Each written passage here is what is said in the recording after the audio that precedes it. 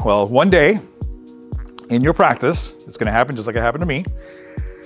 You're gonna have a beautiful little girl playing on the floor. You're waiting with her mother to be treated, and I had no idea what the heck was going on.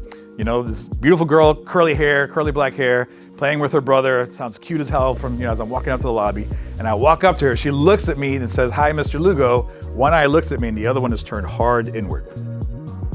What kind of life is that girl gonna have with that kind of ailment, right? No depth perception, never mind the self-conscious part of it, right? One eye looking straight, one eye looking hard to the left. And now, here is a 7-year-old girl and her mom, and I have to convince her to let me put a Q-tip in her eye so I can fix her eye. Right? So you have to have the conviction of confidence, the confidence of conviction, I should say. You have to know that you can help this little girl, and it might be that it's gonna be super sensitive and you're gonna explain all this stuff, and you have to be confident because you might be able to help that little girl, right?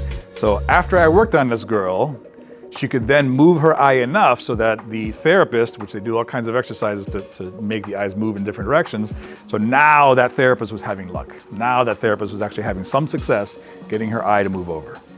Did I fix her eye from going medial? No.